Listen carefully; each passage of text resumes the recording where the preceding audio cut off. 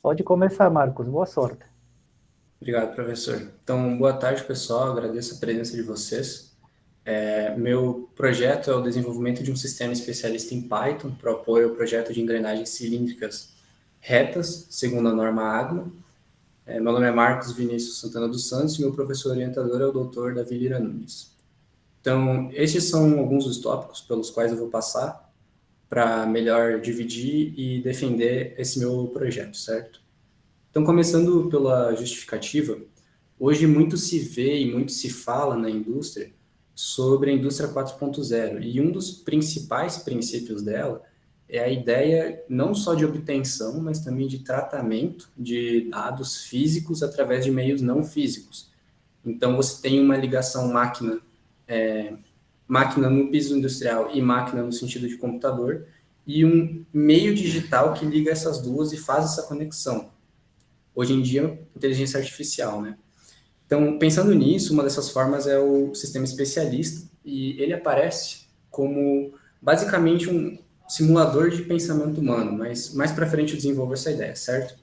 Então, meu objetivo geral é desenvolver uma ferramenta à semelhança de um sistema especialista para minimizar erros humanos e tratar de forma precisa e rápida dados do meio físico através de meios não físicos.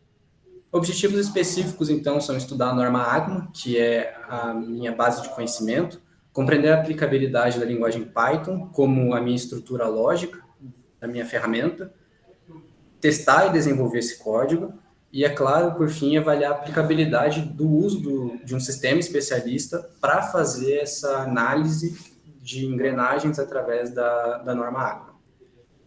Bom, então, por que engrenagens, né?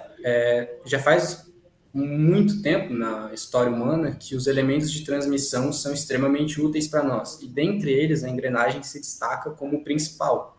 Não à toa os cursos de engenharia sempre tem uma engrenagem como símbolo, né?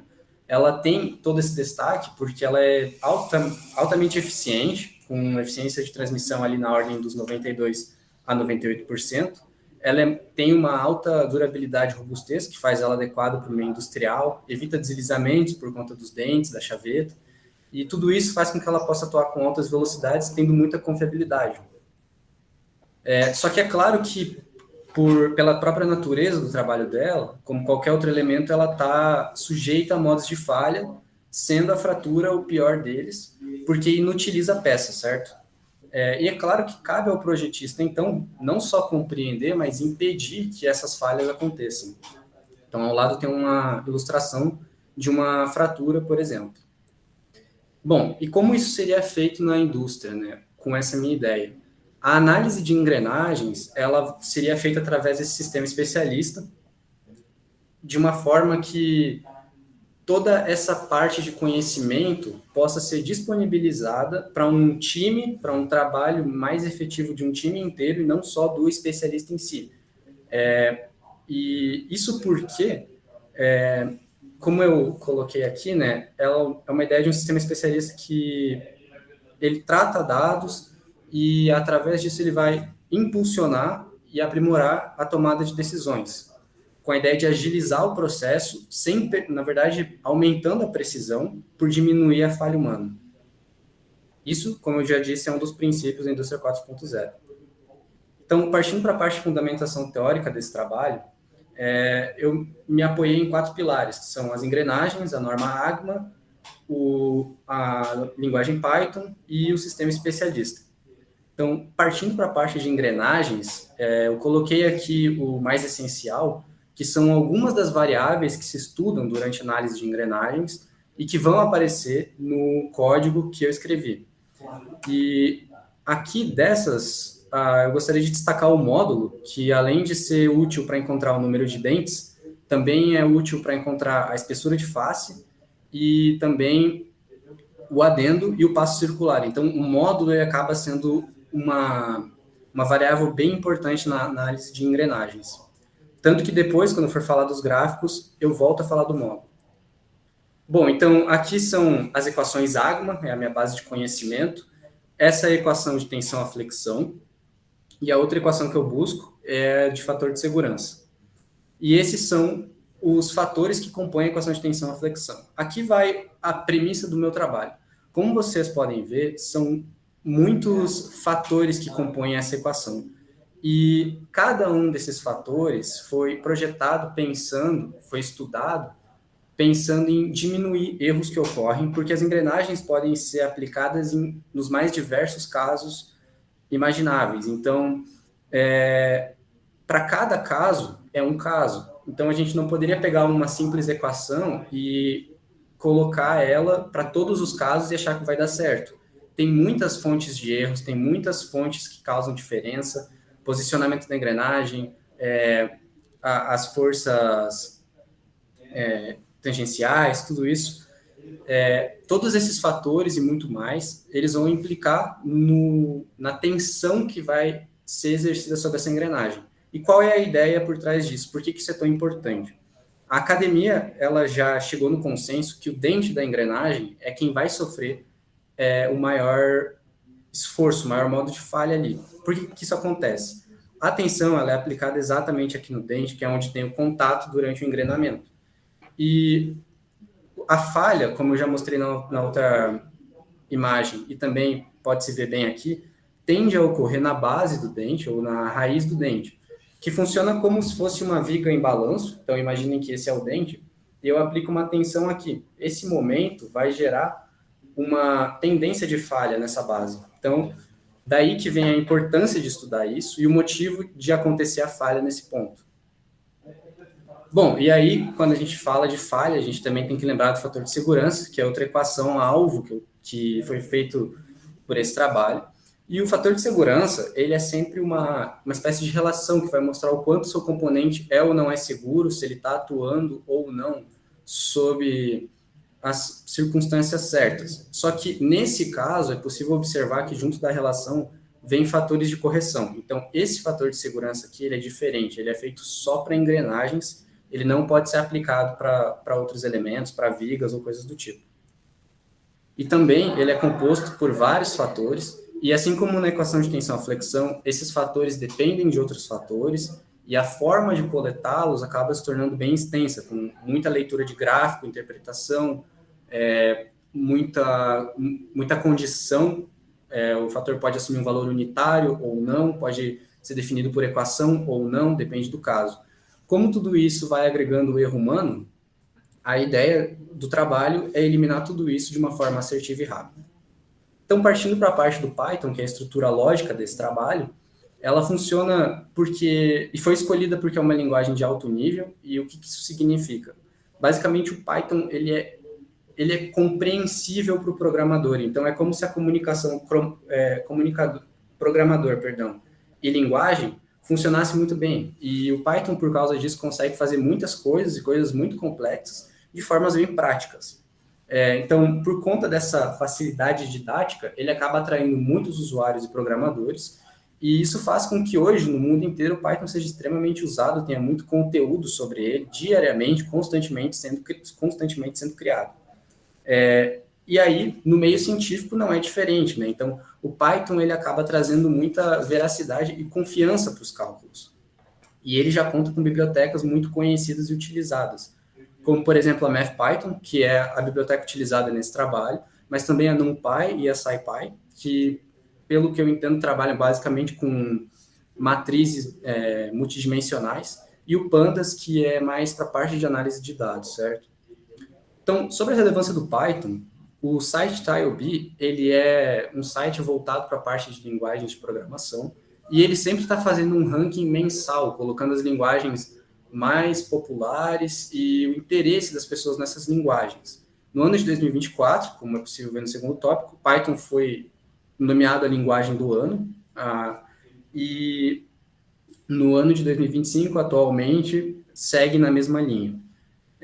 O Google Trends também, ele chega na mesma conclusão, se você compara o Python com diversas outras linguagens de programação.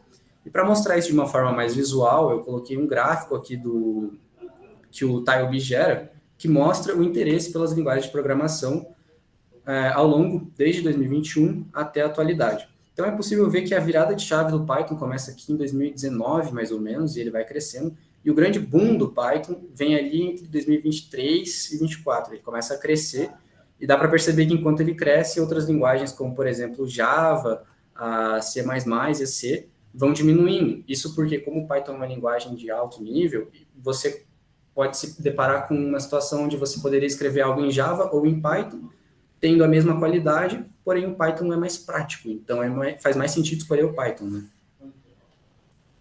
Bom, passando para a parte do sistema especialista, foi feito esse fluxograma bem básico aqui para definir o funcionamento, e um sistema especialista ele é baseado em 4 etapas básicas, que é a parte do especialista, então quando acontece a criação e a alimentação do sistema. Esse especialista vai ser um humano que vai, através do seu conhecimento, definir a base de dados e o mecanismo de inferências. Essa segunda etapa são os fatos, restrições, condições, limitações, e o mecanismo de inferência trabalha com essa parte para fazer a parte de cálculos, né? Então, são as relações, as filtragens, as conversões, toda a lógica necessária. Com base nesses dois trabalhando junto, é feita uma interface, que é a terceira etapa, que é onde o usuário vai ter o contato dele com esse mecanismo, com esse sistema. Então, são os dados de entrada e de saída. E aí, por fim, um módulo de explicação, que geralmente vai ser feito com inteligência artificial, que é usado para orientação, com base no resultado obtido pelo usuário.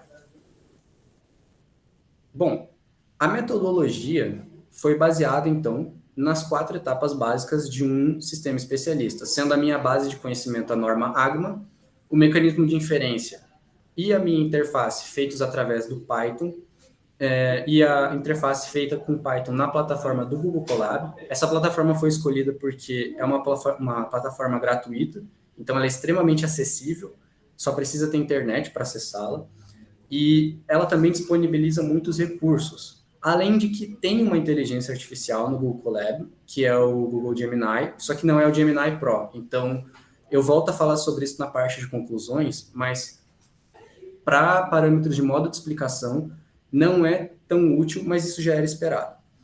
E então, para o módulo de explicação, para compensar isso, foram criados comentários através da própria estrutura em Python, baseados na resposta obtida, e também gráficos para leitura, para melhorar a interpretação do usuário. Então, falando do desenvolvimento da ferramenta em si, começa-se com essa saudação ao usuário, é o primeiro passo que foi feito. Isso porque esse trabalho possui um caráter didático, como o professor já estava comentando com a professora Cediane antes da apresentação. A ideia é que outros alunos possam utilizar, e não apenas alunos, mas outros usuários que tiverem acesso à monografia e, portanto, ao link com a cópia do código, possam ter acesso à ferramenta para poder expandi-la, trabalhar com ela, melhorá-la. Então, ele tem esse caráter. Então, foi feito justamente um link cópia para que se possa mexer à vontade no código, sem ter medo de quebrar a ferramenta ou algo do tipo, certo? Passando para a parte do código em si, a ideia é bem simples, né? Tendo noção das equações que eu preciso ter, as minhas equações-alvo, foi feita uma análise para chegar em o número mínimo de variáveis que eu precisaria para definir essas duas equações, que foram 18 variáveis, que são as variáveis colocadas aqui abaixo, onde o usuário preenche para obter o seu resultado. Essa parte é definida através dessas, mas não só destas, estruturas de código, né? Mas nessa primeira estrutura aqui da figura 15, é onde eu defino as minhas caixas de entrada, são os meus widgets, que é onde o usuário vai colocar as suas variáveis, e através delas eu posso definir se essas variáveis vão ser texto, número inteiro ou não, por exemplo. Na figura 16, o que eu estou fazendo é basicamente definir que eu quero que essas caixas de entradas fiquem em 3 colunas. Isso foi feito para melhorar a visualização do usuário, porque como são 18 variáveis, se ficasse tudo empilhado em uma única coluna, ficaria muito ruim, ter que ficar com o scroll do mouse para cima e para baixo.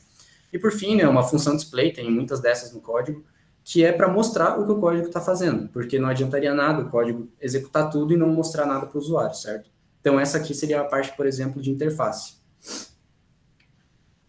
Falando de uma parte bem importante do código, mas que o usuário não interage, é a parte de declaração de variáveis. E isso é importante porque Se as variáveis não forem declaradas, corre o risco de ter muita confusão, muito problema na hora de fazer equação com elas. O Python, às vezes, a linguagem não vai reconhecer elas e vai dar erro na hora de multiplicá-las, somá-las, etc. Um bom exemplo aqui é a minha variável V4, que estava em formato de texto originalmente, mas depois eu acabei modificando ela, porque eu precisava calcular algumas coisas com ela. Como o Python não fazia isso, na hora de declarar as variáveis, eu aproveito para transformá-la em um float, que é um número real, e a partir de então, o que era texto começa a ser interpretado como número. Então, essa parte é extremamente importante para que eu armazene, como se fosse assim, na memória da minha linguagem, o valor de cada variável de entrada. Da mesma forma, eu posso fazer isso na parte em que eu passo para os meus equacionamentos. Então, juntando as variáveis que o usuário colocou, mais as variáveis disponibilizadas pela literatura, eu vou definindo o que cada uma significa. Então, por exemplo, aqui, o meu diâmetro primitivo, a minha força tangencial, eu vou definindo para o Python o que ele tem que usar para calcular cada uma dessas. E a cada linha, eu vou definindo os valores até chegar na última linha aqui, onde eu estou definindo o meu fator dinâmico. E assim, há essa semelhança para todos os outros fatores. Uma vez que eu consigo definir e equacionar todos os meus fatores, eu passo para a parte das minhas equações-alvo, que são a equação de tensão-flexão e o fator de segurança-flexão. Por trás dessas equações aqui, tem leitura de gráficos, tem, como eu comentei, interpretação de equações e condições, leitura de listas, cruzamentos de informações. Então, tudo o que seria extremamente maçante para uma pessoa fazer e sujeita ao erro humano, ainda mais se pensar em várias engrenagens diferentes e em condições diferentes, acaba sendo feito literalmente um piscar de olhos e de uma forma muito rápida. E aqui, por fim, eu passo para a parte dos gráficos, uma vez que você já tem os resultados que você estava procurando. Como eu comentei, são gerados gráficos. Essa aqui é a função da estrutura de um dos gráficos, são 3, que são tensão pelo módulo, tensão pelo número de dentes e tensão pela espessura de face. E aqui é como eu defino o posicionamento e o tamanho dos gráficos. Então, da mesma forma como os widgets de entrada, eu defino os gráficos um ao lado do outro, até para melhorar a leitura deles. Então, eu vou passar para um fluxograma agora, para deixar só mais fácil de compreender toda essa parte, certo? Então, como funciona esse código olhando por um fluxograma? Começa com a estruturação e definição dos campos interativos, que é o que o usuário vai ou não vai mexer. Então, tem importação de bibliotecas, widgets de entrada e a definição do botão calcular. Aí, dessa parte, o usuário já vai poder interagir, então eu tenho que deixar algo visualmente aceitável, né?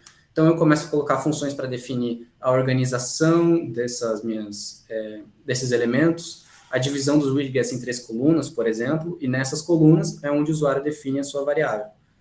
Nessa definição de variáveis, tem um passo intermediário que não interage com o usuário, que é a declaração das variáveis, como eu já comentei.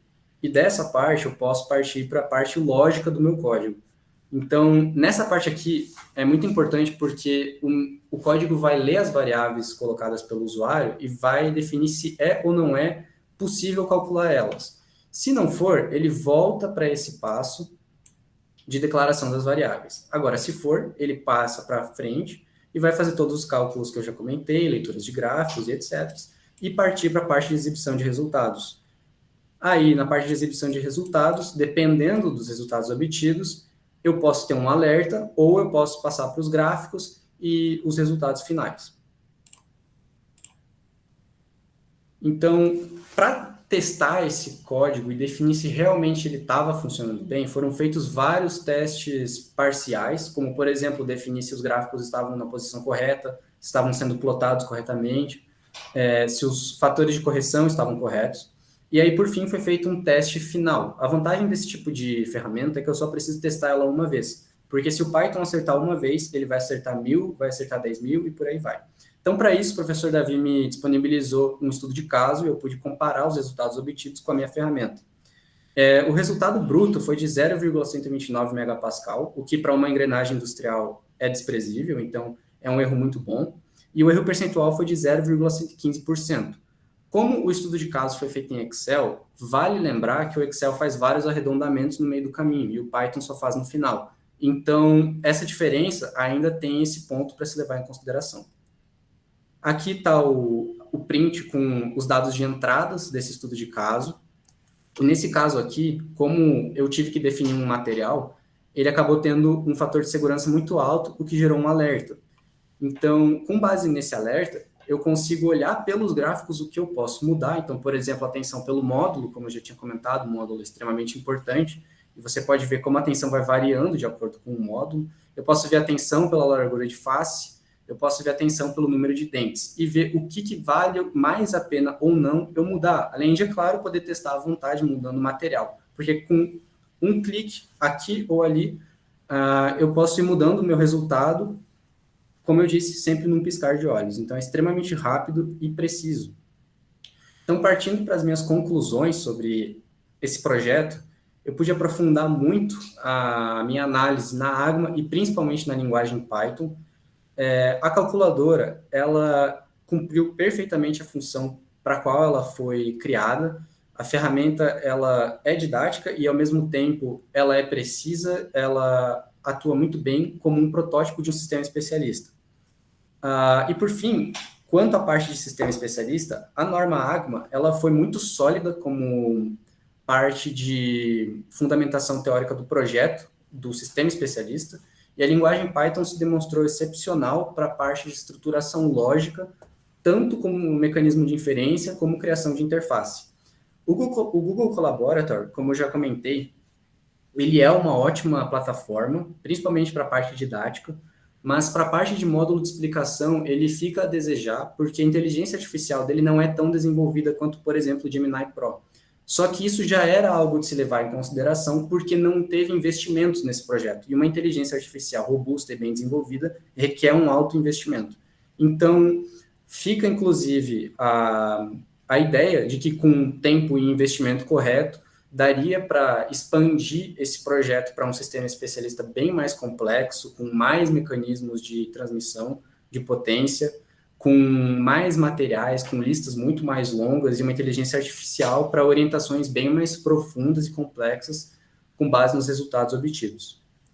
Então, agora aqui só as referências, e eu encerro a minha apresentação. Eu agradeço a vocês pela atenção. Muito obrigado.